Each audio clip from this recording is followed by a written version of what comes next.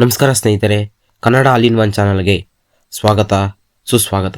ಇತ್ತೀಚಿನ ದಿನಗಳಲ್ಲಿ ಬೆಂಗಳೂರಿನ ಬಗ್ಗೆ ಒಂದು ಭಯಾನಕ ಪ್ರಶ್ನೆ ಎಲ್ಲರಲ್ಲಿ ಮನಸ್ಸಿನಲ್ಲಿ ಎದುತ್ತಾ ಬರ್ತಾ ಇದೆ. ಹೌದು ಸ್ನೇಹಿತರೆ, ಅದೇನೆಂದರೆ ಬೆಂಗಳೂರು ನಿಜಕ್ಕೂ ಮಿನಿ ಬಾಂಗ್ಲಾದೇಶವಾಗಿ ಆಗ್ತಾ ಇದೆಯಾ? ಕೇವಲ 1,500 ಆಧಾರ್ ಕಾರ್ಡು ಅನ್ನು ಸಿಗ್ತಾ ಇದೆಯಾ ಬೆಂಗಳೂರಲ್ಲಿ? ಮತ್ತು ಕೋಗಿಲ್ ಕ್ರಾಸ್ ಘಟನೆ, ಮಹಿಳೆಯೊಬ್ಬಳು ಸಾರ್ವಜನಿಕ ರಸ್ತೆಯಲ್ಲಿ ಯಾವುದು ಭಯ ಭೀತಿ ಏನೂ ಇಲ್ಲದೆ ಆಕೆ ಜೈ ಬಾಂಗ್ಲಾ ಎಂದು ಕೂಗಿದ ವಿಡಿಯೋ ವೈರಲ್ ಆಗ್ತಾ ಇದೆ. ಹೌದು ಸ್ನೇಹಿತರೆ, ಇವೆಲ್ಲ ನೋಡ್ತಾ ಇದೆ ಮಿನಿ ಬಾಂಗ್ಲಾದೇಶ ಆಗ್ತಾ ಇದೆಯಾ? ಸ್ನೇಹಿತರೆ, ಏನಾಯಿತು ಅಂದರೆ ಡಿಸೆಂಬರ್ 20, 2025 ಸರ್ಕಾರಿ ಜಮೀನುಗಳಲ್ಲಿ ಅನೇಕ ಕಟ್ಟಡಗಳು, ಚಿಕ್ಕ ಚಿಕ್ಕ ಮನೆಗಳು ಎಲ್ಲ ಕಟ್ಕೊಂಡ್ಬಿಟ್ಟಿರ್ತಾರೆ. ಅವೆಲ್ಲ ಬಂದು ಸರ್ಕಾರ ಎಲ್ಲ ನೋಡಿ ಅದೆಲ್ಲ ಅನಿಷ್ಟವಾಗಿ ಅವನ್ನೆಲ್ಲ JCB ಸಮೇತ ಅವೆಲ್ಲ ದಬ್ಬಾಕ್ತಾರೆ, ಎಲ್ಲ ಆಗುತ್ತೆ. ಮತ್ತು ಅವರಿಗೆ ಗೂಗಲಲ್ಲಿ ಫೋಟೋಸ್ ನೋಡ್ತಾರೆ, ಒಂದು ವರ್ಷದಲ್ಲಿ ಆ ಜಾಗ ಎಲ್ಲ ಫುಲ್ ಖಾಲಿ ಇರ್ತೈತೆ. ಆದರೆ ಇನ್ನೊಂದು ವರ್ಷ ಪಟ್ಟಿಗೆ ಅಲ್ಲೆಲ್ಲ ಮನೆಗಳೆಲ್ಲ ಸಮೇತ ಕಟ್ಕೊಂಡ್ಬಿಟ್ಟಿರ್ತಾರೆ, ಎಲ್ಲ ನಿರ್ಮಾಣವಾಗಿರ್ತೈತಿ. ಅದು ಯಾರು ಕಟ್ಟಿದ್ರು, ಏನು ಕಟ್ಟಿದ್ರು ಅಂದರೆ ಯಾರಿಗೂ ಏನೂ ಗೊತ್ತಿರಲಿಲ್ಲ. ಆದರೆ ಸ್ನೇಹಿತರೆ, ಆ ಖಾಲಿ ಜಾಗ ಎಲ್ಲ ನೋಡಿದ್ರು, ಅವೆಲ್ಲ ದುಬ್ಬಾಕಿ ಆಮೇಲೆ ಅವ್ರಿಗೆ ಹೊಸ ಮನೆ ನಿರ್ಮಾಣ ಸಮೇತ ಮಾಡಿಕೊಟ್ರು. ಆದರೆ ಸರ್ಕಾರಿ ವಸತಿ ಎಲ್ಲ ನಿರ್ಮಾಣ ಮಾಡಿಕೊಂಡ್ರು. ಆದರೆ ಅವರೆಲ್ಲ ಪೊಲೀಸವರೆಲ್ಲ ಇವರೆಲ್ಲ ಯಾರೋ ಉತ್ತರವರಿ ಇದು ನಮ್ಮ ಸೈಡ್ ಅವರೇ ಅಂದ್ಬಿಟ್ಟು ಎಲ್ಲ ಸುಮ್ಮನೆ ಆದರು. ಅದರಲ್ಲಿ ಜನರಲ್ಲಿ ಒಂದು ಭಯ ಮತ್ತು ಅವರ ಭಾಷೆ ಒಂಥರ ಅವ್ರ ಪರಿವರ್ತನೆ, ನಡವಳಿಕೆ ಎಲ್ಲ ಒಂಥರ ಡಿಫ್ರೆಂಟ್ ಆಗಿತ್ತು. ಹೌದು ಸ್ನೇಹಿತರೆ, ಅಲ್ಲಿ ಅನುಮಾನಗಳು ಸಮೇತ ಸ್ಟಾರ್ಟ್ ಆಯಿತು. ಸ್ನೇಹಿತರೆ, ಈ ಜಿಗಣೆಯಲ್ಲಿ ಒಂಥರ ಅಕ್ರಮ ವಲಸಿಗಾರರು ಇರ್ತಾರಲ್ಲ, ಒಂದು ಕಾರ್ಯಕರ್ತರುಗಳು, ಸಂಘಟನೆಗಳು, ನಮ್ಮ ಇಂಡಿಯಾ ಅವರು, ಈ ಇಸ್ಮಾನ್ ಕಲಿಯಾನ್ ಅವರು ನಮ್ಮ ದೇಶದ ಭಾರತ ಒಂಥರ ಬೆಂಬಲಿಗರು. ಅವರು ಸುಮ್ಮನೆ ಭಾರತ್ ಮಾತಾ ಕಿ ಜೈ ಅಂತಾರೆ. ಅವ್ರ ಮುಂದೆ ಹೋಗ್ಬಿಟ್ಟು ಭಾರತ್ ಮಾತಾ ಕಿ ಜೈ ಅಂದಿದ ತಕ್ಷಣ ಆ ಲೇಡಿ ಅವರು ಯಾವುದೇ ಭಯವಿಲ್ಲದೆ, ಅದು ಕಣ್ಣಲ್ಲಿ ದೃಷ್ಟಿ ಇಟ್ಟು, ಯಾವುದೇ ಒಂದು ನಿಸ್ವಾಸ, ಅದು ನಮ್ಮ ಬೆಂಗಳೂರಲ್ಲೇ ಇದ್ದುಕೊಂಡು ಜೈ ಬಾಂಗ್ಲಾ ಅಂತಾರೆ. ಅವಾಗ ಎಲ್ಲ ಅನುಮಾನಾಸ್ಪರ್ಧೆ ಆಗಿ ಗೊತ್ತು. ಹಂಗೆ ತಕ್ಷಣವೇ ಆ ಲೇಡಿಯನ್ನು ಅರೆಸ್ಟ್ ಮಾಡಾಕ್ತಾರೆ. ಆ ಲೇಡಿ ಅವ್ರಿಗೆ ಯಾವ ರೀತಿ ನೋಡಿ, ಅವ್ರು ನಮ್ಮ ಕರ್ನಾಟಕದಲ್ಲಿದ್ದು, ನಮ್ಮ ಬೆಂಗಳೂರಲ್ಲಿ ಇದ್ದು, ನಮ್ಮ ಬೆಂಗಳೂರು ಅನ್ನ ತಿಂದು ಅದರಲ್ಲೇ ಇದು ನಮ್ಮ ಭಾರತ್ ಮಾತಾ ಕಿ ಜೈ ಅಂದರೆ ಅವ್ರು ಯಾವ ಭಯನೂ ಇಲ್ಲ. ಆ ಲೇಡಿಗೆ ಡೈರೆಕ್ಟಾಗಿ ಬಾಂಗ್ಲಾಗೆ ಜೈ ಅಂದ್ಬಿಡ್ತಾರೆ. ತಕ್ಷಣ ಎಲ್ಲ ಬಂದು ನಮ್ಮ ಹಿಂದೂ ಬೆಂಬಲಿಗಳಿರ್ತಾರೆ, ಅವರೆಲ್ಲ ಗೊತ್ತಾಗಿ ಎಲ್ಲ ಪೊಲೀಸ್ ಅವ್ರಿಗೆ ಹಿಡ್ಕೊಟ್ಟು ಅರೆಸ್ಟ್ ಮಾಡಾಕ್ತಾರೆ. ಸ್ನೇಹಿತರೆ, ಅದೊಂದು ಕಡೆ. ಆದರೆ ಇನ್ನೊಂದು ಏನು ಗೊತ್ತಾ ಸ್ನೇಹಿತರೆ, 1,500 ರೂಪಾಯಿಗೆ ಆಧಾರ್ ಕಾರ್ಡು ಮಾಡಿಕೊಡ್ತಾವೆ. ಹೌದು ಸ್ನೇಹಿತರೆ, ಈ ದೊಡ್ಡಬಳ್ಳಾಪುರ ಕೆಲವು ಸೈಡು ಕೆಲವು ವಲಸಿಗಾರರು ಕೆಲವು ಆಧಾರ್ ಕಾರ್ಡುಗಳು ದಂಧೆ ನಡೆಸ್ತಾವ್ರೆ ಎಂದು ಸಮೇತ ಸುದ್ದಿ ಸಮೇತ ಇವಾಗ ಹರಳ್ತಾ ಇದೆ. ಅದು ಸ್ನೇಹಿತರೆ, ಅದನಿಗೆ ಅಲ್ಲಿ ಹೆಂಗೈತೆ, ಬಾಂಗ್ಲಾದೇಶ ಡ್ರೈವಿಂಗ್ ಲೈಸೆನ್ಸ್ ಇದೆ, ಅದು ನಮ್ಮ ದೇಶದ 2 ಆಧಾರ್ ಕಾರ್ಡು ಸಮೇತವೇ ಇದೆ ಅದನಿಗೆ. ಹೌದು ಸ್ನೇಹಿತರೆ, 2 ಆಧಾರ್ ಕಾರ್ಡ್ ಅವೆ, ಅದು ಡೂಪ್ಲಿಕೇಟ್ ಆಧಾರ್ ಕಾರ್ಡುಗಳು. ಅದು ಮಾರ್ಕೊಟ್ಟಕ್ಕೆ ಎಷ್ಟು ಕೇಳಿದ್ರೆ ಎಷ್ಟು ತಗೊಂಡ್ರು ಅಂತ ಕೇಳಿದ್ರೆ ಅದನ್ನ ಸುಮಾರು 1,500 ರೂಪಾಯಿ ಇಸ್ಕೊಂಡ್ರು, ಮಾಡಿಕೊಟ್ರು ಆಧಾರ್ ಕಾರ್ಡು ಅಂತಾರೆ. ಅವ್ರು ಯಾವ ಊರವರು, ಎಲ್ಲಿ ಇರೋರು, ಯಾವ ವಲಸಿಗಾರವರು ಏನು ಕೇಳಿಲ್ಲ, ಏನು ಇದು ಗೊತ್ತಿಲ್ಲ.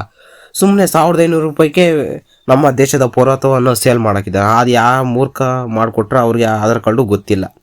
ಸುಮಾರು 1,500 ರೂಪಾಯಿ ಕೊಟ್ಟಿದ್ದಕ್ಕೆ ಅವ್ರು ಎಲ್ಲಿಂದ ಬಂದರೆ, ಅದು ಯಾವ ರೀತಿ ಮಾಡಿಕೊಟ್ರೋ ಗೊತ್ತಿಲ್ಲ, ಏನು ಎಲ್ಲಿಂದ ಯಾವ ಡ್ರೆಸ್ ಹಾಕಿದ್ರೆ ಆ ಡ್ರೆಸ್ ಏನು ಕೇಳಿಲ್ಲಂತೆ.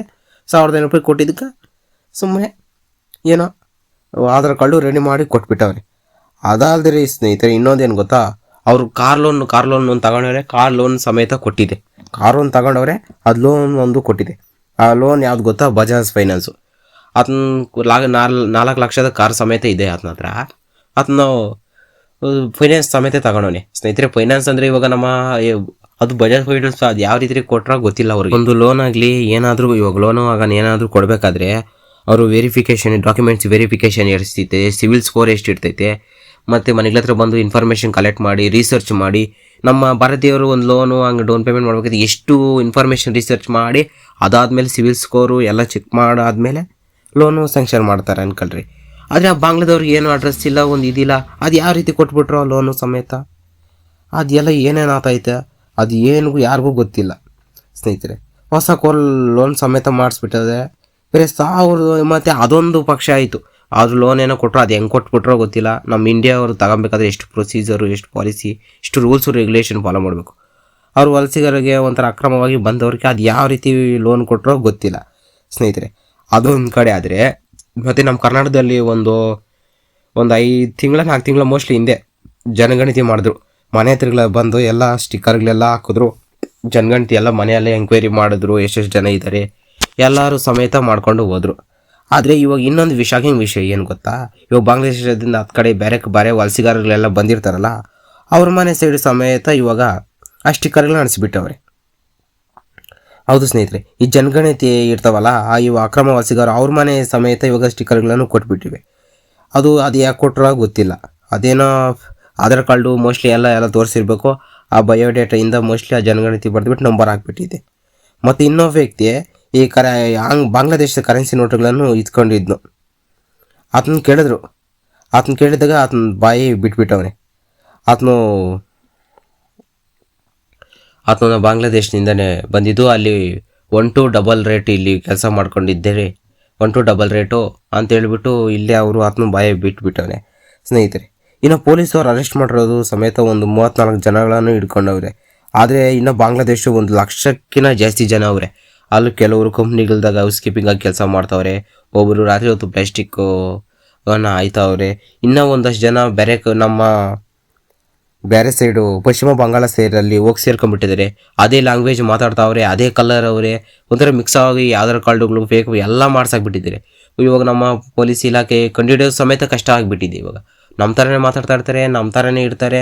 ಅದು ಅಲ್ಲಿ ಹೆಂಗೆ ಪೊಲೀಸ್ ಐಡೆಂಟಿಫೈ ಮಾಡೋದು ಫಸ್ಟ್ ತುಂಬ ಕಷ್ಟ.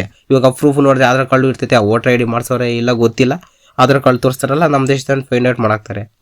ಅದರಿಂದ ನಾವು ಎಚ್ಚೆತ್ಕೊಳ್ಬೇಕು. ನಮ್ಮ ದೇಶ ಮತ್ತು ನಮ್ಮ ಕರ್ನಾಟಕದಲ್ಲಿ ಇಷ್ಟು ನಡೀತಾ ಇದೆ, ಅದು ಬೆಂಗಳೂರಲ್ಲಿ ಇಷ್ಟು ನಡೀತಾ ಇದೆ. ಇನ್ನೂ ಜನಗಳು ಇದರಲ್ಲಿ ಉಗ್ರರು ಬಂದು ಯಾರಾದರೂ ಸೇರ್ಕೊಂಡವ್ರ ಇಲ್ಲ, ಅದೇನು ಗೊತ್ತಿಲ್ಲ. ಅದನ್ನ ಯಾರು ನೋಡು ಬಂದಂತೆ ಸುಮಾರು ಆ ಲೋನ್ ಸಮೇತ ನೋಡಿ ಸ್ಯಾನ್ಕ್ಷನ್ ಆಗಿಬಿಟ್ಟಿದೆ. ಅದೇನೋ ಆಧಾರ್ ಕಾರ್ಡುಗಳೆಲ್ಲ ಫೇಕ್ ಆಧಾರ್ ಕಾರ್ಡುಗಳು, ಅದೇನು ನೋಡಿತಾ ಇತ್ತು ನಿಜವಾಗ್ಲೂ ಗೊತ್ತಿಲ್ಲ ಸ್ನೇಹಿತರೆ ಕರ್ನಾಟಕದಲ್ಲಿ. ಆದರೆ ಇನ್ನೂ ಬೇರೆ 1 ಲಕ್ಷ ಜನಕ್ಕೂ ಎಷ್ಟು ಜನ ಅವರೇ ಬಂಗಾಳದವರು ಅಂತ, ಬಾಂಗ್ಲಾದೇಶದವರು ಅಂತ ಹೇಳ್ತಾನೆ ಇದ್ದಾರೆ. ಅದನ್ನು ಎಲ್ಲೆಲ್ಲ ಅವರೇ ಪತ್ತೆ ಹಚ್ಬೋದು. ಆದರೆ ಈ ತುಂಬ ಕಷ್ಟ ಐತಿ ಹಿಡಿಯೋಕ್ಕೆ. ಯಾಕಂದರೆ ನಮ್ಮ ಥರನೇ ಲ್ಯಾಂಗ್ವೇಜ್ ಭಾಷೆ ಎಲ್ಲ ಕಲ್ತ್ಬಿಟ್ಟವ್ರೆ, ನಮ್ಮ ಥರನೇ ಉಡುಪುಗಳೆಲ್ಲ ಧರಿಸ್ತಾ ಇರ್ತಾರೆ, ಆಧಾರ್ ಕಾರ್ಡುಗಳವೆ, ಕೆಲಸಗಳಿಗೆ ಹೋಗ್ತಾ ಇರ್ತಾರೆ. ಯಾರನ್ನಂತ ಹೋಗಿ ಫೈಂಡ್ ಮಾಡೋದು ಸ್ವಲ್ಪ ತುಂಬ ಕಷ್ಟ ಐತೆ. ಇನ್ನು ಮುಂದೆ ಏನಾಗ್ತೈತೋ ಇದು ಗೊತ್ತಿಲ್ಲ ಸ್ನೇಹಿತರೆ. ವಿಡಿಯೋ ನಿಮ್ಗೆ ಏನಾದರೂ ಇಷ್ಟ ಆದರೆ ಒಂದು ಲೈಕ್ ಕೊಡಿ. ಮತ್ತು ನೀವು ಯಾರಾದರೂ ನಮ್ಮ ಚಾನಲ್ ಹೊಸಬ್ ನೋಡ್ತಾ ಇದ್ರೆ ತಕ್ಷಣ ಸಬ್ಸ್ಕ್ರೈಬ್ ಮಾಡಿಬಿಡಿ ಫ್ರೆಂಡ್ಸ್. Thank you.